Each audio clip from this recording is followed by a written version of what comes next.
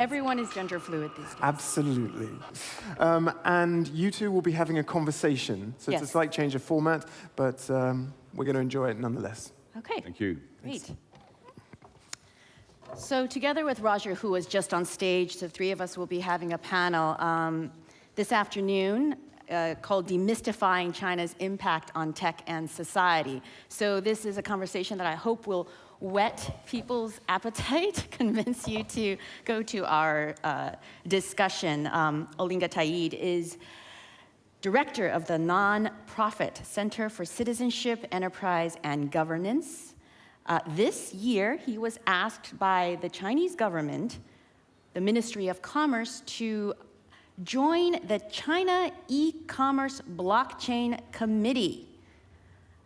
Wow, that's a mouthful. So I think, you know, the panel, we're going to talk about China and stuff like that during the panel, but I kind of want to talk about you. I mean, first of all, like, how did you get involved in this committee, and what is it? Okay, so let's roll back slightly. So I was a normal guy in the corporate sector, doing okay, and about 11 years ago, I have a daughter who had a couple of breakdowns, and she hears voices 24/7. So I sold my companies on NASDAQ and on stock exchange and Sky Channels and blah, blah, blah, mobile phone companies, and I decided to dedicate my life to not only her, but to the agenda of non-financial value, because I had accumulated financial value, but I cared about now, you know, financial value didn't stop her having her breakdowns. And I set up the center that you mentioned, and what we look at, which is going to answer your question, what we look at is the measurement of non-financial value, the transaction of it using blockchain, and the delivery. And the thing about value is, in the West, we're used to looking at value like money has value, and land and gold and diamonds has value. But actually, so does love have value, and hope, and kindness, and generosity. So our focus has been on that, and I guess taking on the lead from the previous speaker, right.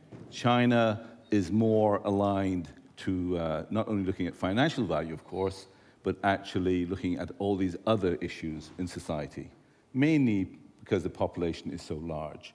So they look at the corpus of society and the value of society and the values of society. And Chinese government, I think, approached me last October. I've been doing quite a lot of work in China previously. Yeah, I was going to ask, how do they find you, though? There are a lot, I mean, blockchain, it's a bit like the Wild West right now, right? I mean, I meet so many people who say that they're blockchain experts, and I'm just curious how they picked you.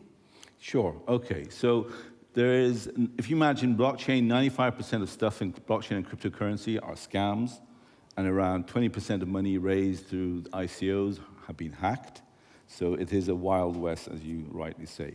There are very few institutional type players in the sector, and we are one of the very few, where we run academic peer-reviewed journals. We have a membership of now 162,000, I believe.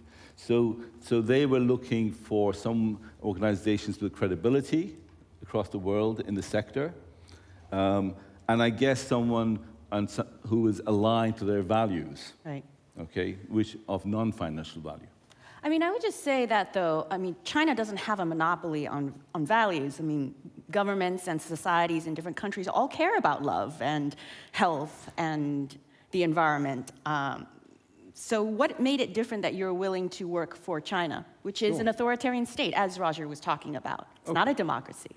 Okay, so we're going to balance what you've just said. So I would disagree with you that if you look at America, you know, America, if you're Mexican, if you're a woman or black, being all those is great if you have money. If you have no money, money is the metric of the American life. It is the way we value everything we do through money. And that pretty well goes right across the world. In China, money is not the single most important thing which we value society. And, you know, is this something that you found, or is this No, because you travel there a lot and that was your sense? Well, I traveled around more than 60-odd countries, and I've lived in all these places. So I guess it's a conclusion I came to that actually, I'll give you an example. There is there's these SDG goals, and in China, they're going to eradicate the last 1% of poverty, the last 1% of poverty in the society. Now, in every other part of the world, you talk about SDG 2030, you talk about committees, 30-year tasks. They've said by the year 2020. That's a big achievement to try and go for. So these guys are in a hurry, and they have some resources to get that. And of course, eggs are broken, and things are missed, and it's not perfect. But at least, even when we talk about the social credit system, which to us in the West, you go, oh my God, what a disastrous, controlling thing to do. The fact is, it is a system to credit good actors in society, not credit someone who has money. All right?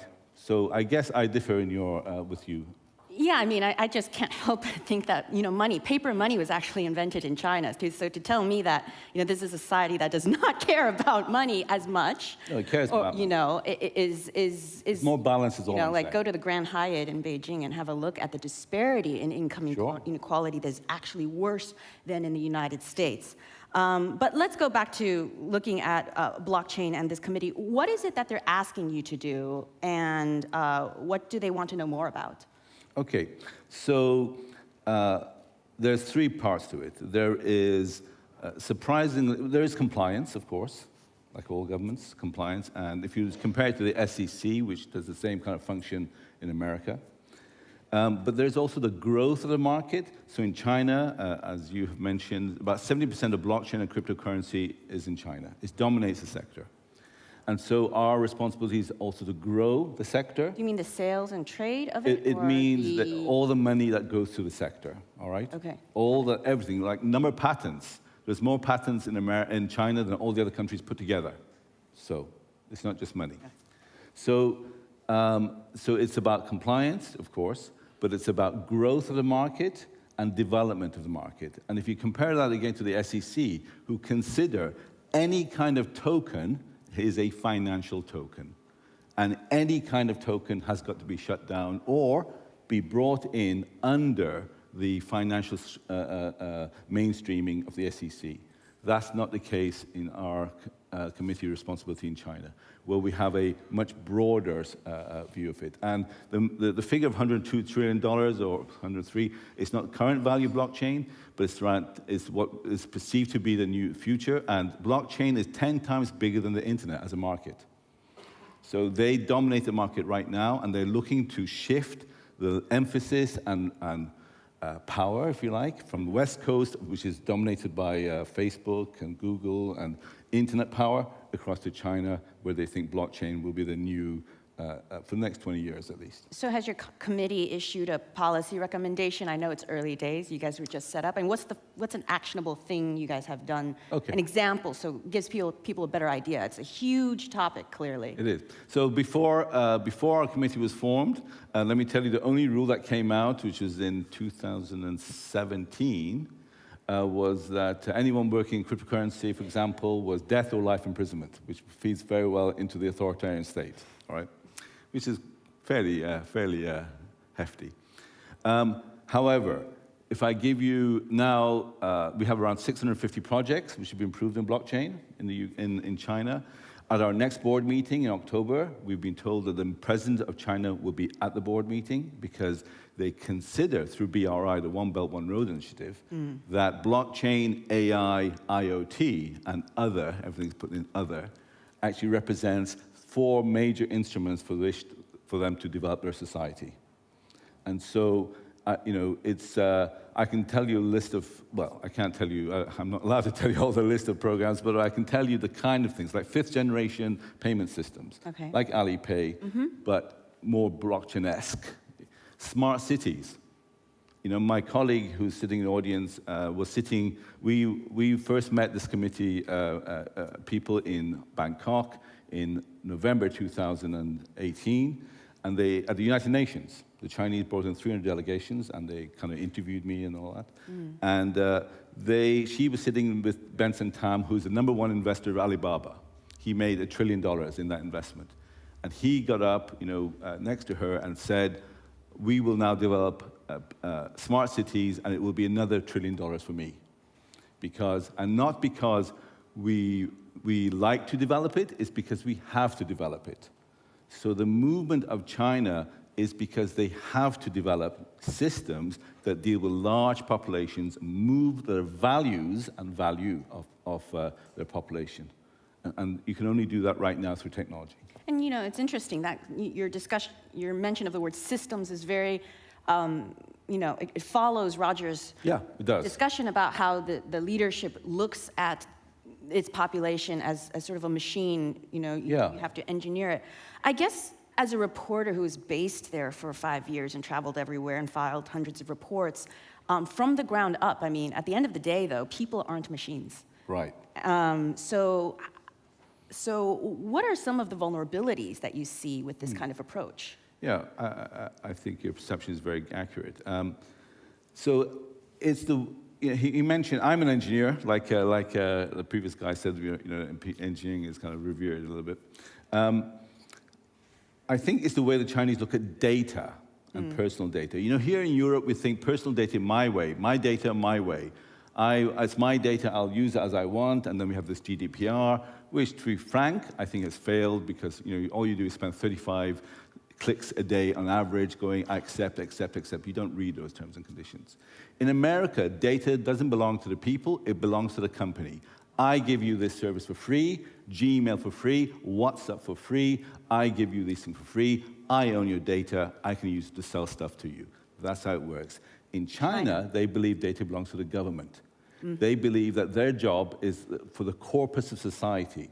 You may not agree with the direction they want it to go, but they believe their job is to look after the society. So they will do erroneous things as well, to our understanding. Like, if you go to China now, what's changed, of course, is you have to do your fingerprints to get your visa even, and your facial recognition before you go. And they're collecting DNA data of Uyghurs in Xinjiang, in the far west of Xinjiang. There's been plenty of news of about 1 million people by the UN estimates held in detention, and some of these people have to hand over DNA samples against their will. So definitely a lot of eggs are broken, and it's very unfortunate. If you're part of those eggs, then it's a very personal issue. But I always relate a kind of anecdote of what's happened a few months ago, which is well reported. A lady was crossing Shanghai, I'm sure you know this, jaywalking, her face was recognized, up it went on the billboard. She went, well, I wasn't even in Shanghai. What? And the Chinese government went, oh yeah, software, sorry, it'll improve.